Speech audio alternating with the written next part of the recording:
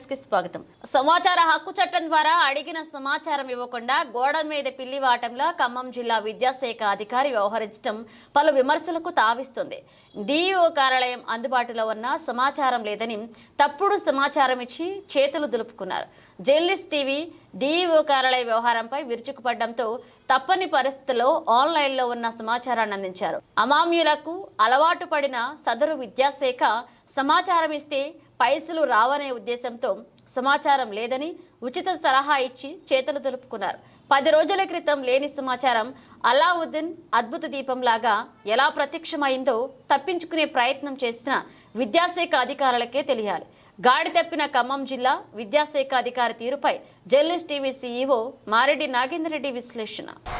విద్యార్థులు ఏదైనా తప్పు చేస్తే దండించాల్సిన బాధ్యత ఉపాధ్యాయుల మీద ఉంది. కానీ అదే పంతులు తప్పడడుగు వేస్తే ఎవరు దండించాలనేది ప్రశ్న మాత్రం తలెత్తుతుంది. ఎందుకంటే ఘనత వహించిన జిల్లా విద్యాశాఖ అధికారుల ఆలోచనలు, వాళ్ళ వ్యవహారాలు చూస్తే నిజంగా చిన్నప్పుడు తప్పటడుగు వేస్తున్న విద్యార్థులను గాడిలో పెట్టాల్సిన ఉపాధ్యాయులు లేదా జిల్లా విద్యాశాఖ అధికారులు తామే గాడి తప్పుతున్నట్టుగా కనపడుతుంది. ఎందుకంటే ఈ నెల 3వ తేదీన జర్నలిస్ట్ టీవీ తరఫున జిల్లా విద్యాశాఖ అధికారికి ఒక ఆర్టీ యాక్ట్ కింద ఖమ్మం జిల్లాలో ఉన్న ప్రైవేటు పాఠశాలలు, అనుమతి పొందిన పాఠశాలలన్నీ, అనుమతి లేని పాఠశాలలన్నీ ఆ వివరాలు సమాచార హక్కు చట్టం కింద ఇవ్వాలని చెప్పి నేను 3వ తేదీన సదరు డిఈఓ ఆఫీస్లో దరఖాస్తు చేశాను. 16వ తేదీన ఘనత వహించిన డిఈఓ సోమశేఖర్ శర్మ తప్పించుకువాడు ధన్యుడు సుమతి అనే నానుడికి అచ్చుగుద్దినట్టుగా డిఈఓ ఒక లెటర్ రిటర్న్ పంపించారు. ఏమనంటే జిల్లాలో ఉన్న ప్రైవేటు పాఠశాలల వివరాలు సదరు ఎంఈఓలు journalist TV CEO Mareddy Nagender రెడ్డికి నేరుగా పంపిస్తూ ఒక కాపీని డిఈఓ ఆఫీస్కి పంపగలరు అనేది ఈ లెటర్ సారాంశం. 16వ తేదీన పోస్టల్ ద్వారా నాకు అందిన వివరం, అంటే రిటర్న్ దరఖాస్తు అన్నమాట. అంటే 16వ తేదీ అంటే నేను దరఖాస్తు చేసిన 13 రోజుల తర్వాత తిరిగి 13 రోజులకు నాకు రిటర్న్లో పంపించారు.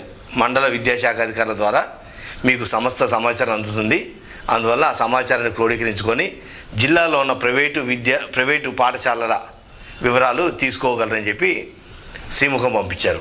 తీరా అసలు ఎంఈఓ నుంచి మేము తీసుకోవడం ఏంటి, ఎంఈఓ దగ్గర నుంచి మీరు తీసుకోవడం ఏంటి, ఆన్లైన్ సర్వీస్ ఏదైతుందో 2016 నుంచి గత 8 సంవత్సరాల నుంచి ఆన్లైన్ సిస్టమ్ వచ్చిన తర్వాత ప్రతి ప్రైవేటు పాఠశాల దరఖాస్తు ఆన్లైనే నమోదవుతుంది, పూర్తి వివరాలు డిఈఓ కార్యాలయంలో ఉంటాయి కదా అంటూ జర్నలిస్ట్ టీవీ మరో కథనాన్ని విద్యాశాఖ వ్యవహార శైలిని ప్రశ్నిస్తూ ఒక కథనం ప్రసారమైన తర్వాత వెంటనే స్పందించిన సదరు డిఈఓ లెటర్ పంపించిన వారం రోజుల వ్యవధిలోనే తాజాగా జిల్లాలో ఉన్న ప్రైవేటు పాఠశాలల వివరాలన్నీ కూడా పొందుపరుస్తూ నాకు ఈరోజు లెటర్ పంపించారు. మొత్తం జిల్లాలో ఉన్న అన్ని మండలాలు కలిపి 282 ప్రైవేటు పాఠశాలలు ఉన్నాయంటూ లెటర్ పంపించారు. అంటే ఈ తెలివి ఆ రోజే ఎందుకు లేదనేది కూడా ఒక ప్రశ్న.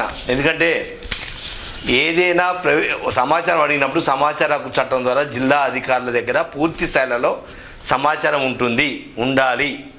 కానీ ఘనత వహించిన డిఈఓ సోమశేఖర్ శర్మ రిటైర్మెంట్కి మరో ఏడాది కూడా సమయం లేదు కాబట్టి అంది వచ్చిన అవకాశాన్ని పుచ్చుకునే వ్యవహారంగా బిజీగా ఉంది కాబట్టి తప్పించుకోవాలనే ఒక ప్రయత్నంతో జిల్లాలో ఉన్న ప్రైవేటు పాఠశాలల వివరాలు మా వద్ద లేవు, మండల విద్యాశాఖ అధికారులు మీకు నేరుగా పంపిస్తారంటూ సమాచారం ఇవ్వడం నిజంగా కప్పదాటుడు వ్యవహారమే.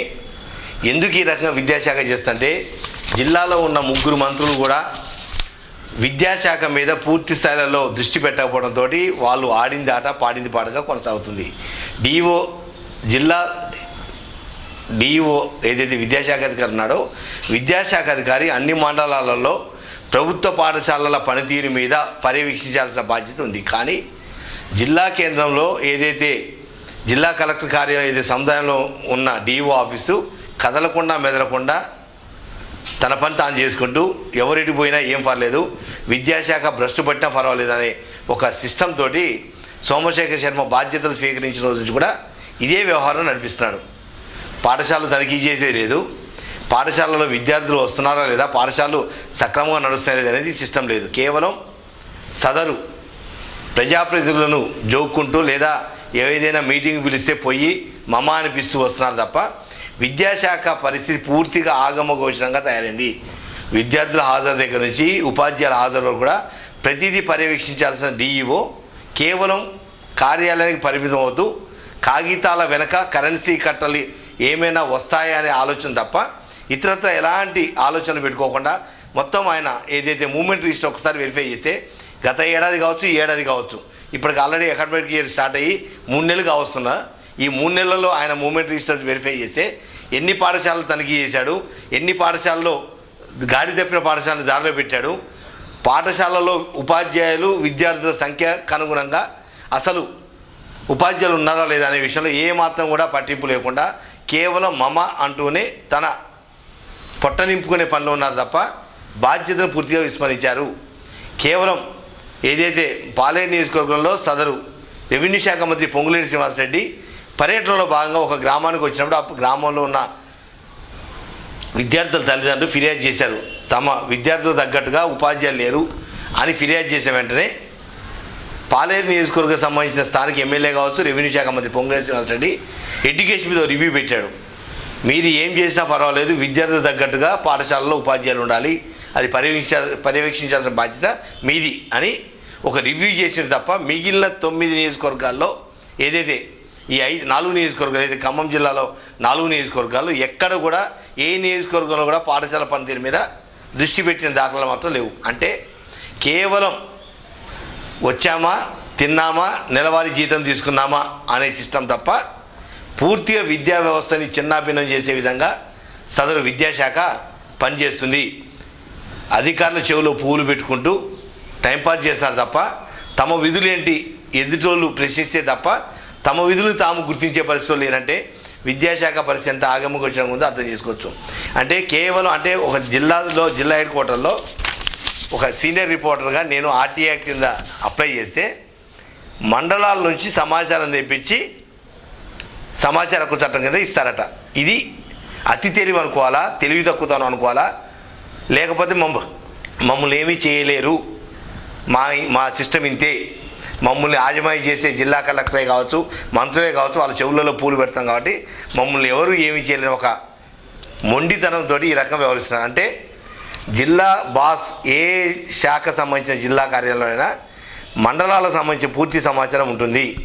ఉపాధి హామీ పథకమే కావచ్చు, గ్రామ పంచాయతీ సంబంధించిన సమాచారం కావచ్చు, లేదా ఎంఆర్ఓలకు సంబంధించిన సమాచారం కావచ్చు, సమస్త మండలాలకు సంబంధించిన అధికారుల సమాచారం మొత్తం కూడా గ్రామాలలో కావచ్చు, మండల స్థాయిలో కావచ్చు, ప్రతి సమాచారం జిల్లా స్థాయి అధికారుల దగ్గర పక్కాగా ఉంటుంది. కానీ అవేమీ పట్టనట్టుగా తప్పించుకోవాలనే ఒక ప్రయత్నం. ప్రైవేటు పాఠశాలల నిర్వహణ ఏ రకంగా తమరు ఏవి నిబంధనలు ఉన్నాయి, ఆ నిబంధనల ప్రకారం ఏం అమలు పరిచారనేది మీరు ఒక్కసారి కొన్ని ప్రైవేటు పాఠశాలలు వెళ్తే తెలుస్తుంది. జిల్లా కేంద్రంలో ఉన్న ప్రైవేటు పాఠశాలలో కేవలం ఆన్లైన్ అనుమతులు ఆమ్యామ్యాలతో సరిపుచ్చుకున్నారు తప్ప మీరు ఇచ్చిన అనుమతులు తగ్గట్టుగా ప్రైవేటు పాఠశాలల్లో నిబంధనలు పాటిస్తున్నారనేది ఏ కోశాన్ని చూసిన పాపం లేదు. ఓ ప్లే గ్రౌండ్ ఉండదు, జైలు జీవితం కన్నా అధ్వానంగా ప్రైవేటు పాఠశాలలు నిర్వహిస్తున్నా తూతూ మంత్రంగా రెన్యువల్ చేస్తున్నారు తప్ప జిల్లా విద్యాశాఖ అధికారి తన పబ్బం గడుపునే పనిలో పడ్డారు తప్ప విద్యాశాఖని గాడిలో పెట్టాల్సిన ఆలోచన మాత్రం ఏ కోశాన్ని లేదు. కేవలం ఒక జర్నలిస్టుగా సమాచార హక్కు చట్టం ద్వారా అడిగిన సమాచారాన్ని ఇవ్వకుండా సాగదీసుకుంటూ ఏదైతే మళ్ళీ తిరిగి ప్రశ్నించడంతో ఒక్కసారి అలర్ట్ అయ్యి ఇదేదో మళ్ళీ కలెక్టర్ దృష్టికి వెళ్తే తనకు మళ్ళీ మొట్టికాయలు వేస్తారని ఒక ఆలోచనతో హడావుడిగా మళ్ళీ ప్రైవేట్ పాఠశాలలు లిస్ట్ మొత్తం పంపించారు. అంటే ఇదే సిస్టమ్ కనుక ముందెందుకు లేదు? ఆ రోజు లేని సమాచారం ఈరోజు ఎలా వచ్చింది 10 రోజుల్లోనే? అంటే కేవలం తప్పించుకునే వ్యవహారం తప్ప డిఈఓ అనే అధికారి ఉపాధ్యాయుల మీద ఆజమాయిషీ చేస్తూ విద్యను ఒక సక్రమ మార్గంలో నడిపించాల్సిన విద్యాశాఖ అధికారి కేవలం జీతం వచ్చిందా, నెలవారీ గడిచిందా, రిటైర్మెంట్కు దగ్గరలో ఉన్నామా, పెట్టేబేడ సర్దుకొని పోబోతున్నామా అనే సిస్టమ్ తప్ప విద్యాశాఖ గాలికి వదిలేశారు. ఏదైతే ఎస్సీ ఎస్టీ బీసీ సంబంధించిన చాలామంది పేదలు ప్రభుత్వ పాఠశాలని ఆశ్రయించారు. ప్రభుత్వ పాఠశాల పనితీరును మెరుగుపరచాల్సిన బాధ్యత డిఓ మీద ఉంది. అయినా కూడా DO last year movement register కానీ ఈ ఇయర్ మూమెంట్ రిజిస్టర్ రెండు వెరిఫై చేసి జిల్లా అధికారులకు ఆయన పనితీరు మీద ఒక క్లారిటీ వచ్చే అవకాశం ఉంది. ఇప్పటికైనా సమాచార హక్కు చట్టమే కావచ్చు, ఏ పరిధిలో ఎవరు సమాచారం అడిగినా పద్ధతి ప్రకారం సమాచారం ఇవ్వడం బాధ్యత సంబంధిత అధికారి బాధ్యత. కానీ సమయాన్ని డొలుపుకుంటూ తానేదో సమాచారం ఇస్తే దాంట్లో ఎక్కడ లొసుగులు బయటపడతాయని చెప్పి ఒక భయంతోటో లేదా ఇతరత్ర అంశాలు దృష్టిలో పెట్టుకొని సమాచారాన్ని పక్కదో పట్టించే పరిస్థితి ఉంటే భవిష్యత్తులో మరిన్ని ఇబ్బందులు ఎదుర్కొనే అవకాశం ఉంది. కాబట్టి ఇప్పటికైనా జిల్లా విద్యాశాఖ పనితీరు మీద, విద్యాశాఖ అధికారి వ్యవహార శైలి మీద జిల్లా అధికారులు కావచ్చు, జిల్లా సంబంధించిన మంత్రులు దృష్టి కేంద్రీకరిస్తే ఆయన డొల్లతనం అంతా బయటపడే అవకాశం ఉంది.